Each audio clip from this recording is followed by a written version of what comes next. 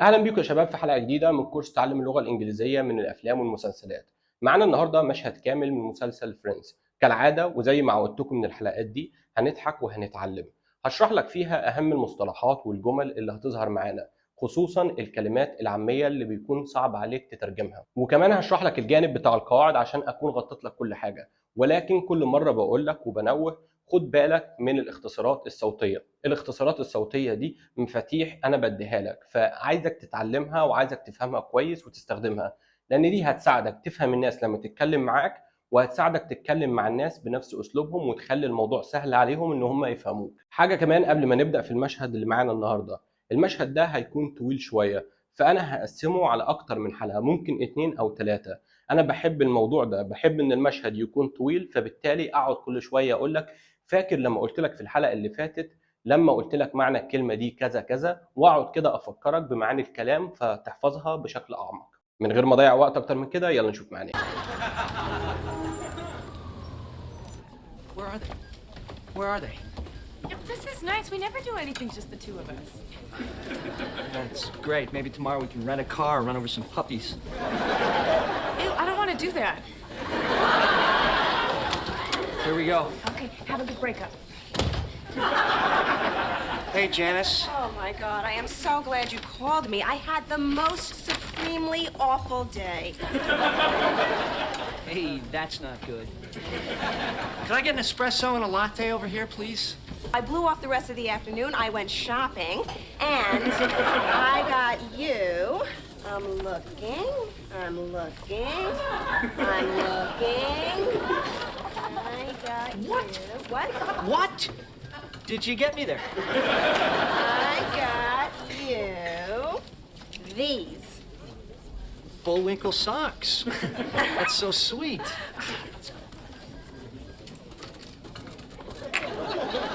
Well, I'm gonna get another espresso. More latte? No. No, I'm still working on mine.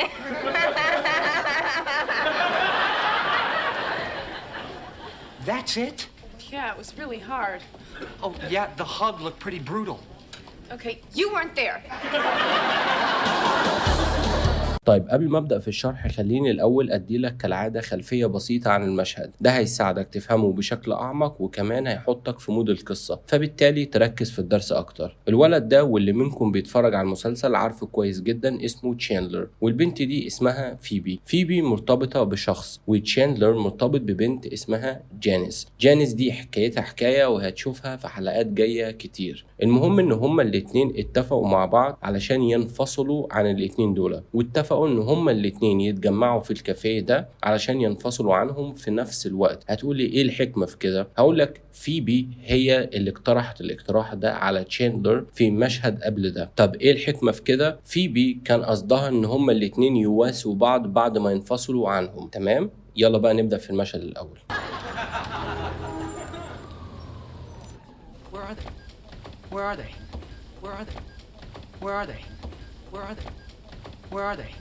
فالمشهد الأول بدأ بتشاندلر كده وهو بيبص من الإزاز بتاع الباب بترقب ومتوتر، زي ما قلت لك هو رايح ينفصل فمتوتر. اللي مش متوتر بقى وأعصابه هادية هي الأخت فيبي. وهو داخل كده قال where are they where are they where are they where are they. هو كان المفروض أو لو كان بيتكلم بالراحة يقول where are they where are they، بس خليني أطمنك وأقول محدش بيتكلم بالراحة وكل الناس بتختصر، فلازم نتعلم الاختصارات. طيب خليني أقول لك إزاي تختصرها زي ما هو اختصرها. بدل ما يقول where are هو قال where. شايف الاختصار بتاعها؟ where are بقت where، وبدل ما يقول they وياخد راحته فيها كده قال where they بسرعة كده، ما تتكاش عليها، مالش they. فالجملة كلها where they بدل ما يقول where are they. ومعناها where يعني أين، they يعني هم، أين هم. فهو متوتر فبيقول هم فين ليه ما جوش لحد دلوقتي. طبعا هو ما قالش ليه ما جوش، بس ده المعنى الباطني. فهي طبعا في حتة تانية خالص ردت عليه وقالت له Yep, this is nice. We never do anything just the two of us. Yep, this is nice. We never do anything just the two of us. Yep, this is nice. We never do anything just the two of us. This is nice we never do anything just the two of us.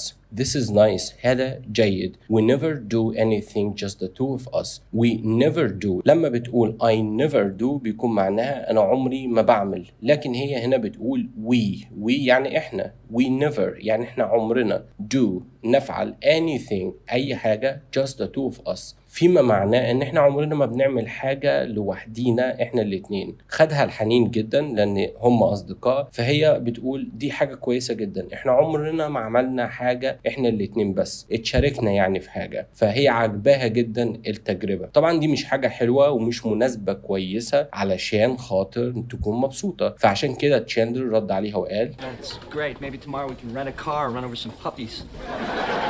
That's great. Maybe tomorrow we can rent a car and run over some puppies. That's great. Maybe tomorrow we can rent a car and run over some puppies.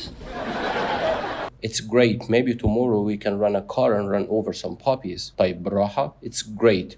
Maybe tomorrow we can rent a car and run over some puppies. بس خليني أقول لك ليه اللي أنت شايفه على الشاشة مكتوب قدامك مش هو اللي بقوله ولا هو اللي بيقوله، لأن هو اختصر كتير. خلينا أدي لك الاختصارات الأول. It's great بدل ما يقول it is it's، و great ما تكاش على التي فأصبحت it's great خفيفة كده. أي نعم التي موجودة ونطقها ولكن بشكل خفيف جدا. Maybe tomorrow we can rent، لكن هو ما قالش rent، هو قال run وكال التي خالص، وده اختصار شائع جدا للكلمة دي. Maybe tomorrow we can run a car and run over some puppies. اسمعوا تاني كده. Rent a car.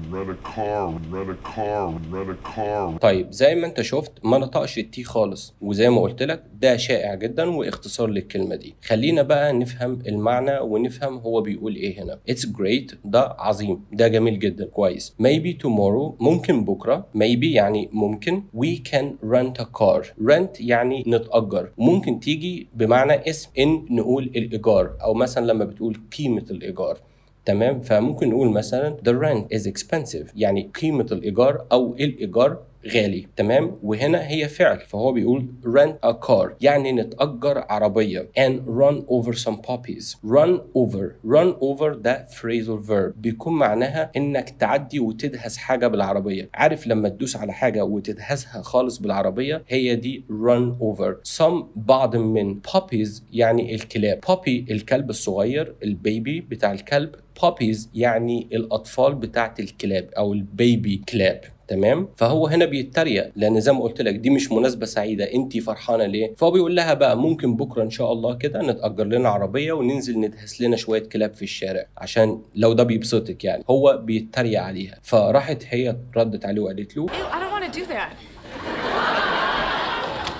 Ew, I don't want to do that. Ew, I don't want to do that.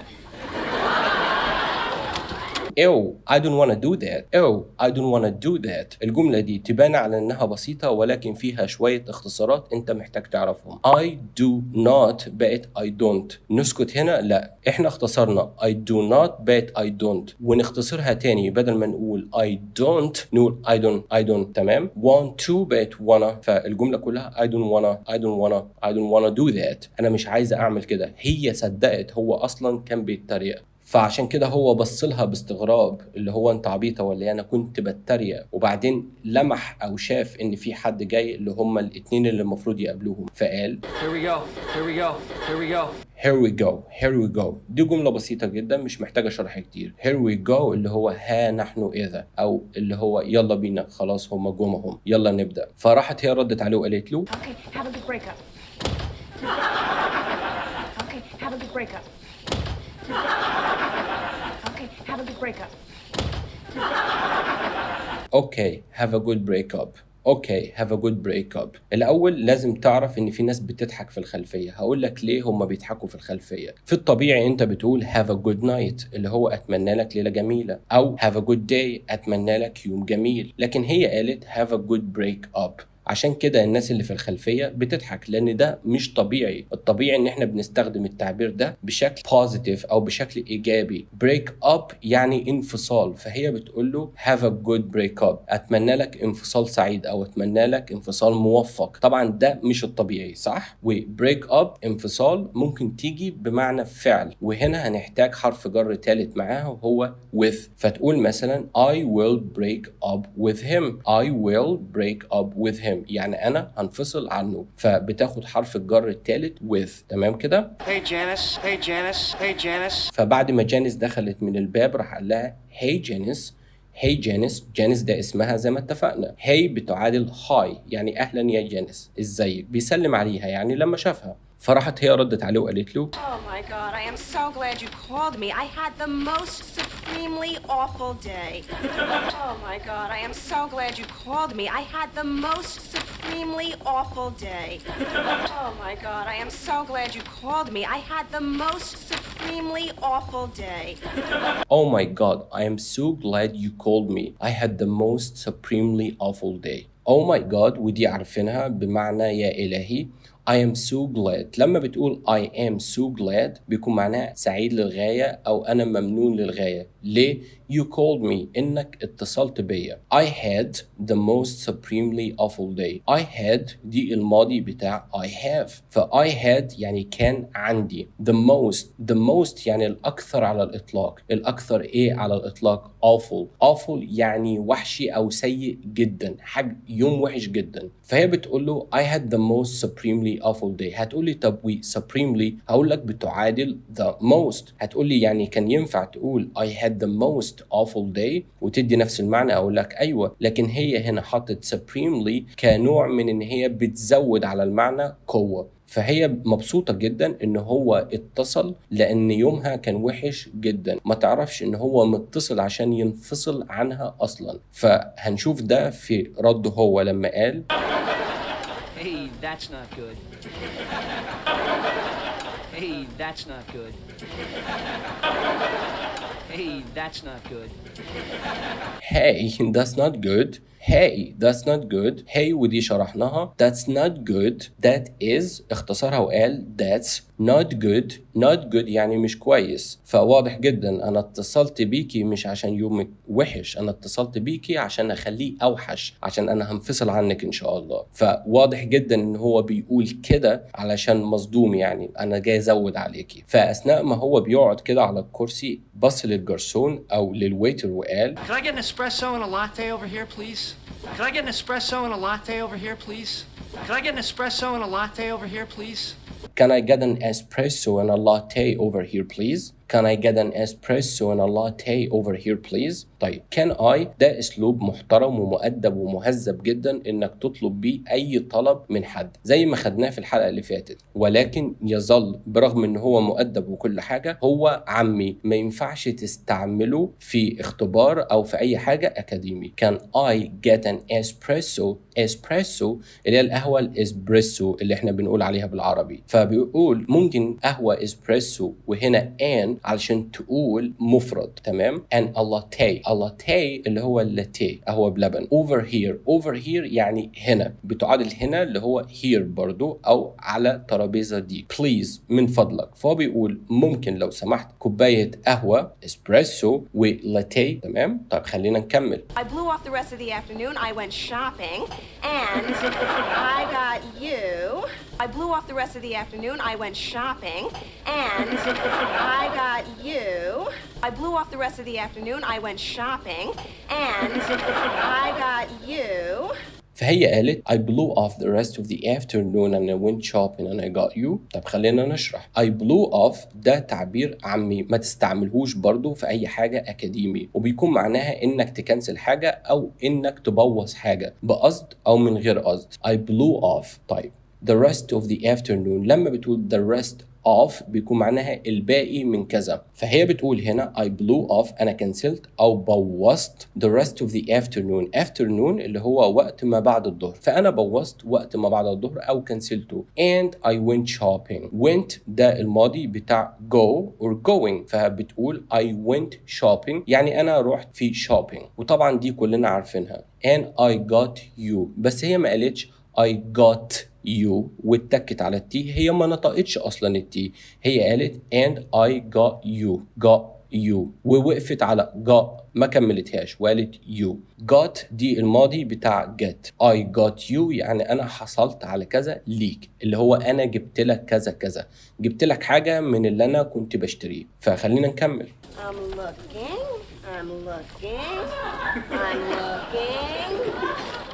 I got you. I'm looking. I'm looking.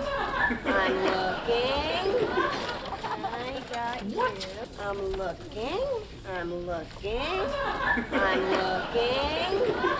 I got you. فالمشهد بيكمل معانا وهي بتقول I am looking I am looking I am looking. looking بيكون معناها إني ببص أو بنظر أو ببحث عن حاجة، فهي هنا بتبص في شنطتها على حاجة، فيكون معناها إن هي بتبص بغرض البحث عن في الشنطة عشان يعني تطلعه وتديهوله. فأثناء ما كل ده بيحصل تشاندلر في الخلفية شايف الشخص اللي فيبي مرتبطة بيه الموضوع ماشي معاها زي السكينة في الحلاوة، حضنته وقالت له باي وخلاص والموضوع خلص، فهو هيتجنن، هو متوتر وخايف وكل ده بيحصل معاه، وهي قالت خلاص شكرا مع السلامة الموضوع خلص. فهو راح قال وات، بس هو ما كانش يقصد وات اللي انت جبتهولي، لا هو كان يقصد يقول ايه، مستغرب من اللي حصل، يعني كل ده بيحصل لي وانت الموضوع حصل معاكي كده بسهولة. فعشان يدويها راح قال لها What?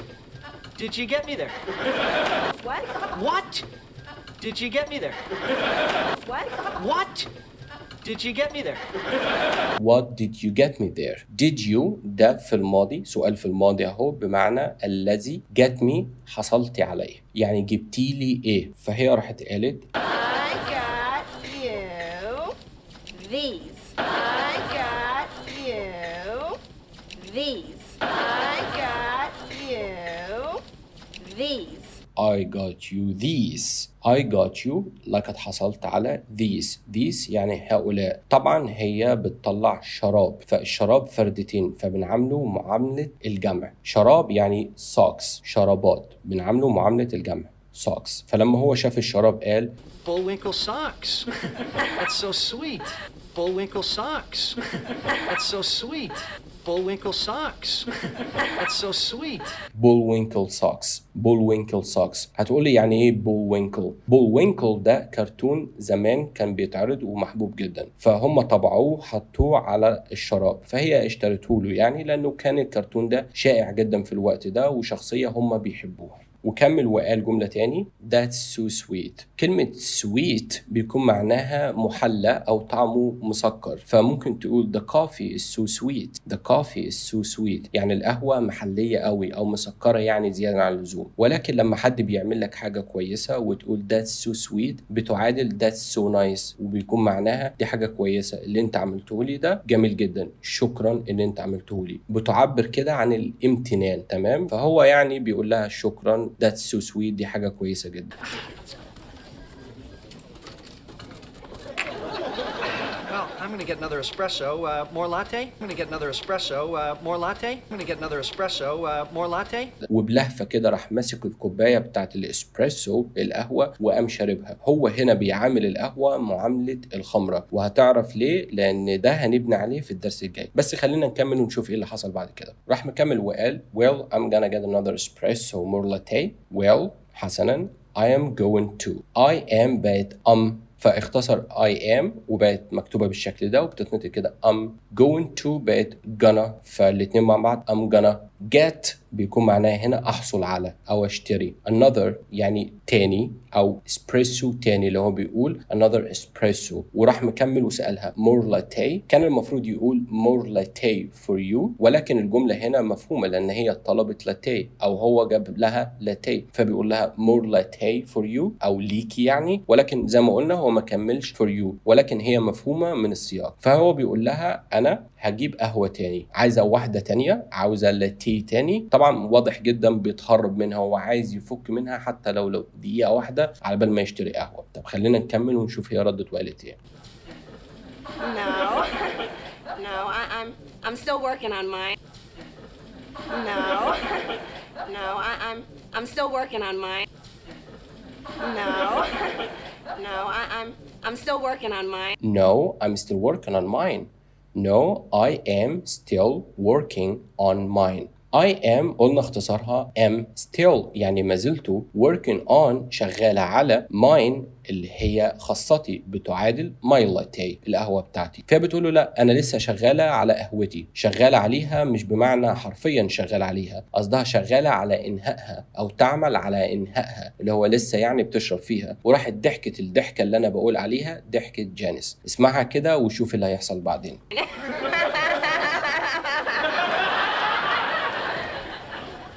That's it? That's it?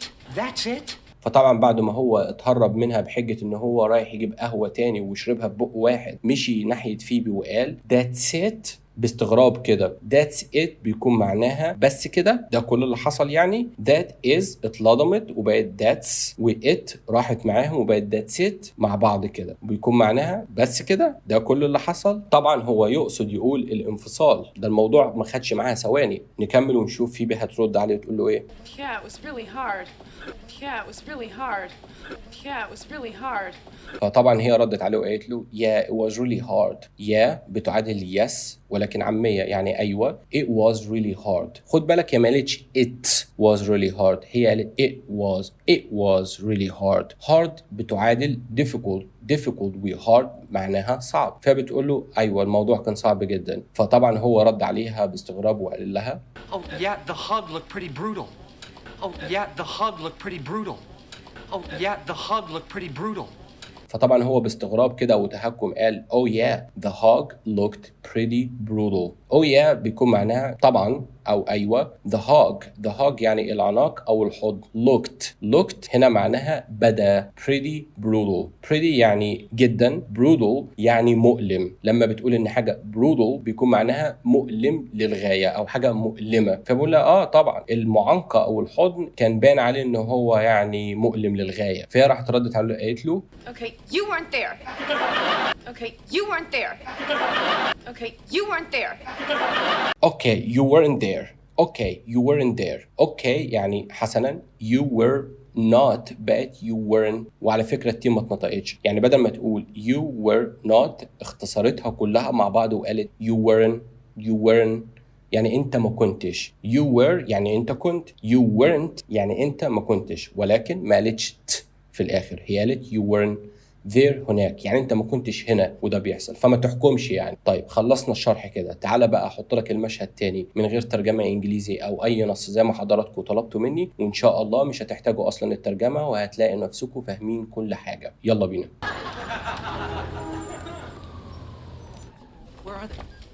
Where are they? Yep, this is nice. We never do anything just the two of us. That's great. Maybe tomorrow we can rent a car and run over some puppies. Ew, I don't want to do that. Here we go. Okay, have a good breakup. Hey, Janice. Oh my God, I am so glad you called me. I had the most supremely awful day. Hey, that's not good. Can I get an espresso and a latte over here, please? I blew off the rest of the afternoon. I went shopping, and I got you. I'm looking.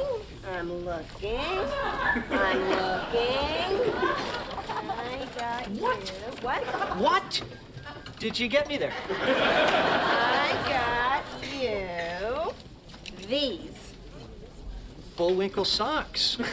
That's so sweet.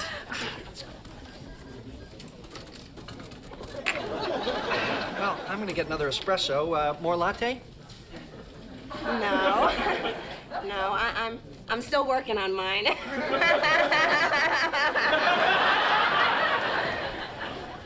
That's it? Yeah, it was really hard. Oh, yeah, the hug looked pretty brutal. Okay, you weren't there. طيب احنا كده وصلنا لنهاية الحلقة. اتمنى يكون الدرس عجبكم، وكالعادة لو عندكم اي سؤال او اي استفسار سيبوهولي تحت في الكومنتات وانا هرد عليكم باذن الله. وما تنسوش الحلقة دي لها باقي هنكمل عليها في الدرس الجاي. شكرا جدا للمشاهدة والسلام عليكم ورحمة الله وبركاته.